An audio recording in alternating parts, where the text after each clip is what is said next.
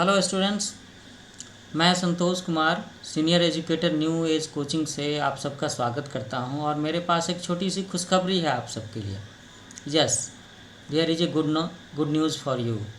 Good news for 7th class students of UP state board. तो ये good news ये है कि अब मैंने यूपी स्टेट बोर्ड के इंग्लिश की किताब का सॉल्यूशन, इसके क्वेश्चन आंसर्स का भी वीडियो डालना शुरू कर दिया है। So this is my first video for UP state board class 7 question and answers of chapter number 1 lesson number 1 thank you God.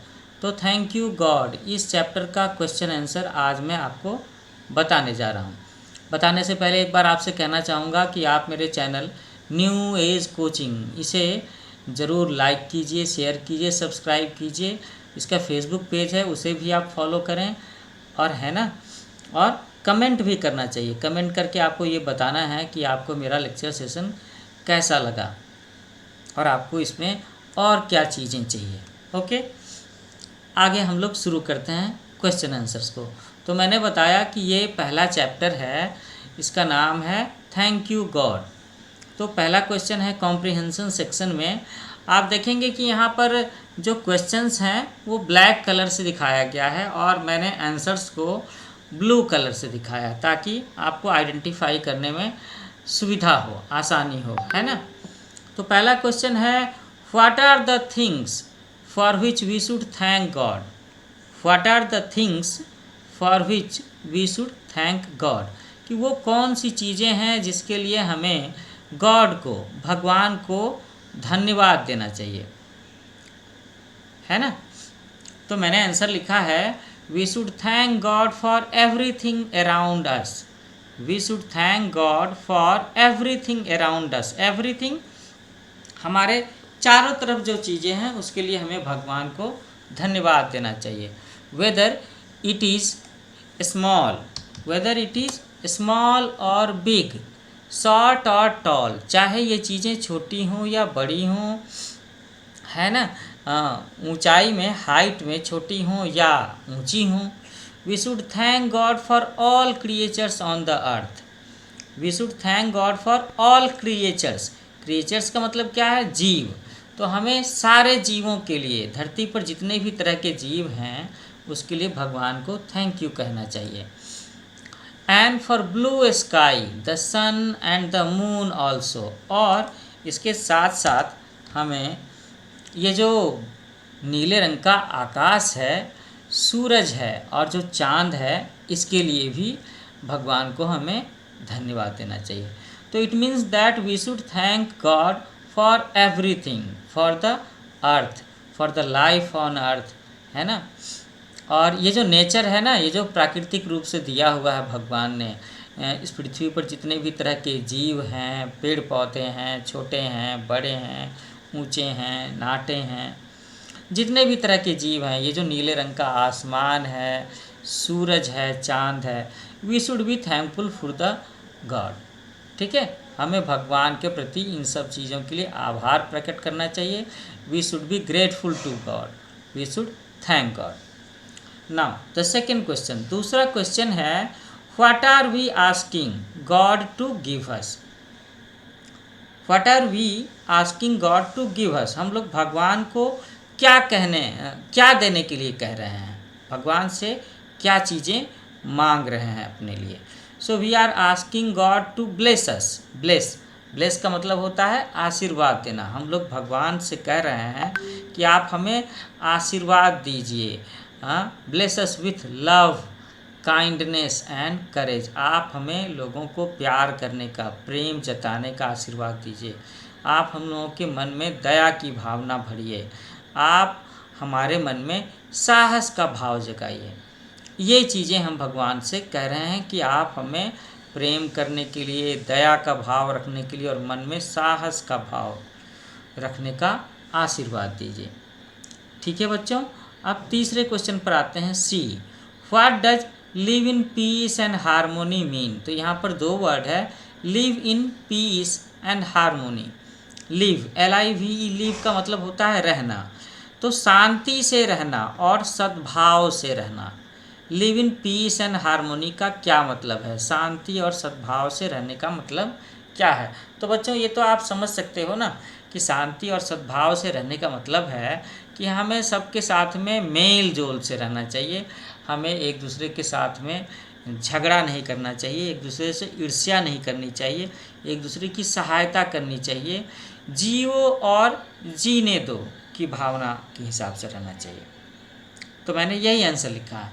To live in peace and harmony means we should maintain a balance with all living things and non-living things of nature with live and let live policy।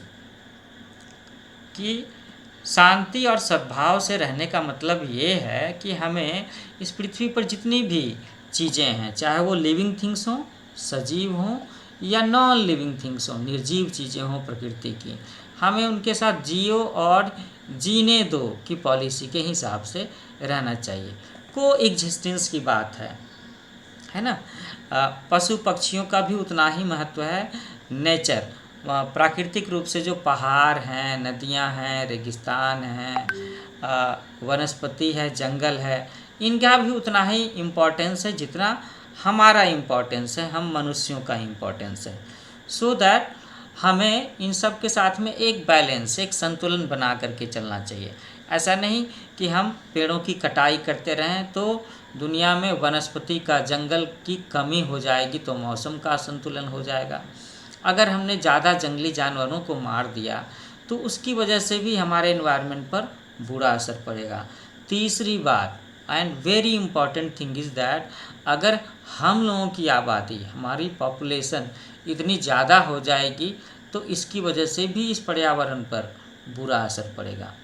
तो piece और harmony के साथ में रहने का मतलब है कि हमें एक संतुलन बनाना चाहिए जंगली जीवों के साथ में, पेड़ पौधों के साथ में, है ना, और जियो और जीने दो की पॉलिसी पर के हिसाब से चलना चाहिए। Now the question number D, what is this, why does the poet want strength. Strength आप समझते हो बच्चों, पोइट तो समझते ही होगे ना, पोइट कवि, कवि को स्ट्रेंथ क्यों चाहिए, कवि को ताकत क्यों चाहिए, किस चीज़ के लिए उसे शक्ति चाहिए। Okay, so the poet wants strength to serve God and humanity. कितनी बड़ी बात कही है पोइट ने कहा है कि उसे ताकत, उसे शक्ति चाहिए, किस लिए, सेवा करने के लिए। टू सर्व, सर्व का मतलब होता है सेवा करना, और किसकी सेवा करनी है पोइट को, भगवान की और मानवता की, है ना, ह्यूमैनिटी की सेवा करने के लिए उसे स्ट्रेंथ चाहिए। जितनी ज़्यादा ताकत होगी कवि उतनी ज़्यादा सेवा कर पाएगा भगवान की और मानवता की।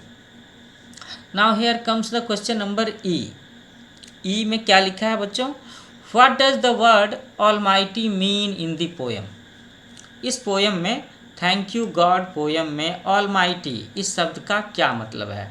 माइट, MIGHT, है ना, ये वर्ड माइटी हम लोग तब भी इस्तेमाल करते हैं जब किसी की बहादुरी, ताकतवर होने के बारे में बताना हो तो, है ना, शक्तिशाली होने के बारे में बताना हो तो ये क्या है, ये एडजेक्टिव है। तो इस पोएम में ऑलमाइटी का मतलब क्या है, the word almighty means God. Almighty का मतलब है सर्वशक्तिमान, दुनिया का सबसे ताकतवर होना। So who is the almighty in this world, भगवान से ज़्यादा भी शक्तिशाली कोई चीज़ है क्या, नहीं है। तो इस पोएम में गॉड को बताया गया है almighty, who is the most powerful in the world and who has created us and nature. और कहते हैं ना, भगवान के पास में हम लोगों को बनाने की क्षमता है, पालन पोषण करने की क्षमता है, और हमारा नाश करने की भी क्षमता है। So God is the almighty in this poem. Almighty शब्द, सर्वशक्तिमान शब्द इस पोएम में भगवान के लिए इस्तेमाल किया गया है। अब हम लोग यहाँ देख रहे हैं क्वेश्चन नंबर 2 में क्या कहा जा रहा है। So it is about filling the blanks. इसमें क्या करना है, फिल इन द ब्लैंक्स, खाली जगहों को फिलअप करना है। तो बच्चों मैंने आपकी सुविधा के लिए, आपकी कन्वीनियंस के लिए, ये फिल इन द ब्लैंक्स में जो एप्रोप्रिएट, जो सही शब्द भरे जाने चाहिए वह मैंने भर दिया है। वो आपको यहाँ पर ब्लू कलर में लिखा हुआ मिलेगा। तो एक्चुअली में ये छोटा सा पोएम है भगवान के प्रति ग्रेटिट्यूड, आभार प्रकट करने का। तो मैं तो ये कहूँगा कि आप सब बच्चों को ये पोएम याद भी कर लेना चाहिए, क्योंकि अगर ऐसा क्वेश्चन आता है तो एग्जामिनेशन में भी ऐसे क्वेश्चन आ सकते हैं, ऑब्जेक्टिव टेस्ट में भी आ सकते हैं। वेयर एज जहाँ पर आपको इस पोएम का एक स्टैंजा दिया रहेगा और जिस तरीके से यहाँ पर उसमें खाली जगहों को भरना है वो चीज़ वहाँ भी आपको भरने हो सकते हैं। सो हेयर इट इज़, मैंने यहाँ पर फिलअप किया हुआ है। ये पहला वर्ड है things, for all the things around us, big and small, small मैंने फिलअप किया है। For all the creatures on this earth, creatures मैंने फिलअप किया है। Short and tall, for all the lovely, lovely fill up किया है। Blue sky, the sun, the moon and all, almighty God, we thank you and to you we call. तो बच्चों आपकी सुविधा के लिए जो खाली जगहों पर भरे जाने वाले सही शब्द हैं वो मैंने फिलअप किया है, वो फिल किया हुआ है ब्लू कलर से। So you have to note it down, आपको इसे नोट कर लेना चाहिए। अब हम लोग इस चैप्टर के थैंक यू गॉड, इस पोएम के क्वेश्चन आंसर सेशन के आखिरी सेक्शन में आ गए हैं। यहाँ देखते हैं हम लोग कि यहाँ भी फिल इन दी ब्लैंक्स वाली बात है। तो एक्चुअली में यहाँ पर हमें वर्ड्स फिलअप नहीं करने हैं, we have to make a complete word, हमें एक मीनिंगफुल सेंटेंस, मीनिंगफुल वर्ड बनाना है। खाली जगहों में सही सही लेटर्स को फिलअप करके, सही अक्षरों को भर करके वी हैव टू, हमें एक मीनिंगफुल वर्ड बनाना है। और वो मीनिंगफुल वर्ड का मतलब है सार्थक शब्द, ऐसा शब्द जिसका कुछ अर्थ निकलता हो। और वो मीनिंगफुल वर्ड इस पोएम में कहीं ना कहीं पहले इस्तेमाल किया गया है। So you should be familiar with them, आपको उनके साथ में परिचय दिखाना है कि आपने इन सारे वर्ड्स को अपने पोएम में पढ़ा है। और ये आप कैसे दिखा पाओगे, अगर कि ये वर्ड्स आपको याद होंगे तभी तो। ए में लिखा है एच के बाद में डैश आर एम, फिर उसके बाद डैश एन वाई, तो मैंने इसको फिलअप करके बनाया है और मैंने राइट साइड में यहाँ पर ब्लू कलर में लिखा है। दिस इज हारमोनी, हारमोनी का मतलब होता है सद्भाव के साथ में रहना। सेकेंड बी में है K dash N D dash dash S S, तो यहाँ पर के के बाद होगा आई और एन डी के बाद होगा एन ई, काइंडनेस, ये वर्ड है काइंडनेस। ओके। सी में है पी के बाद dash A dash E, so it should be peace, ये होना चाहिए पीस। पीस का मतलब होता है शांति, काइंडनेस, दयालुता की भावना। ओके। नाउ डी में क्या आता है, सी के बाद डैश है, ई के बाद में फिर से डैश है, टी के बाद में भी डैश है, आर के बाद में भी डैश है। तो ये मैंने फिलअप किया है क्रिएचर, है ना, यहाँ पे for all the creatures on this अर्थ, इस धरती के सारे जीवों के लिए। सो क्रिएचर मीन्स जीव। अब ई में है C O R dash R, C O dash R dash G E, तो यहाँ होना चाहिए करेज, ये मैंने यहाँ पर लिखा है कॉमा दे करके। करेज मीन्स साहस, पराक्रम, है ना, आपके अंदर में वो बात होनी चाहिए। और एफ में जो लास्ट वर्ड है, ए के बाद डैश एम आई, उसके बाद डैश डैश टी के बाद में भी dash. So here the appropriate suitable word will be almighty, almighty सर्वशक्तिमान, ये वर्ड यहाँ पर फिलअप होगा। तो बच्चों इसी तरीके से एक एक करके यूपी स्टेट बोर्ड के जो क्लास 6 के बच्चे हैं, क्लास 7 के बच्चे हैं, क्लास 8 के बच्चे हैं, और उनकी जो किताब है रेनबो सीरीज़ की, मैं उसके एक एक चैप्टर के क्वेश्चन आंसर सॉल्व करने में मैं आपकी मदद करूँगा। I will help you all. और मैंने कोशिश किया है कि इसमें हिंदी के साथ, अंग्रेजी के साथ साथ हिंदी में आपको अच्छे से समझा सकूं। फिर भी कहीं कहीं पर मैंने कुछ इंग्लिश वर्ड्स बोला है, तो मैं कोशिश करूंगा कि अगले लेक्चर में ज़्यादा से ज़्यादा हिंदी बोलने की कोशिश करूं ताकि आपको अच्छे से समझा सकूं। लेकिन मेरा ये कहना है कि अगर आप इंग्लिश पढ़ रहे हो और अगर आपको इंग्लिश इम्प्रूव करना है तो इंग्लिश पर मेहनत तो करनी पड़ेगी ना। तो अगर मैं कहीं पर इंग्लिश वर्ड्स बोलता हूँ तो आपको उस पर ध्यान देना चाहिए, समझने की कोशिश करनी चाहिए। And you should also try to speak in English. आपको भी कोशिश करनी चाहिए, whenever you get a chance, जब भी आपको मौका मिले, speak in English, write in English, read in English. ठीक है, तो धीरे धीरे धीरे करके आपकी इंग्लिश इम्प्रूव होती चली जाएगी।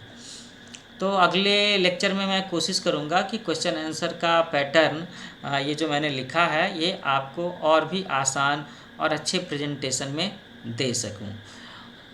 तो आखिर में फिर से आपसे कहना चाहूँगा कि आपको मेरी मेहनत को इनकरेज करना चाहिए। सो क्या करना चाहिए आपको मेरे चैनल को न्यू एज कोचिंग, ये जो मेरा यूट्यूब चैनल है, इसे लाइक करना चाहिए, शेयर करना चाहिए, सब्सक्राइब करना चाहिए और बेल आइकन ज़रूर दबाइए, ताकि जब भी मैं यूपी बोर्ड के बच्चों के लिए या आपकी पढ़ाई से संबंधित कोई नया वीडियो लेक्चर अपलोड करता हूँ, आपको उसका नोटिफिकेशन तुरंत मिले और आप उसका फ़ायदा उठा सकें। और मेरे इस न्यू एज कोचिंग का फेसबुक पेज भी है इसी नाम से, तो आप उसे भी फॉलो कर सकते हैं। चैनल पर जब आप मेरा वीडियो लेक्चर सुनते हो, देखते हो, तो उसमें कमेंट्स भी डालिए कि आपको और क्या चीज़ें चाहिए पढ़ाई के बारे में और मैं किन चीज़ों में आपकी मदद कर सकता हूँ। तो ठीक है, जल्दी मिलते हैं हम लोग एक नए लेक्चर सेशन में। वो आपका एक फ्रेश लेक्चर सेशन हो सकता है, इंग्लिश का, हिंदी का, साइंस का, सोशल स्टडीज़ का, या फिर वो सॉल्यूशन का भी हो सकता है। तो मेरे चैनल का नाम याद रखिएगा, न्यू एज कोचिंग। तब तक के लिए हम लोग विदा होते हैं और फिर मिलते हैं, जल्दी मिलते हैं।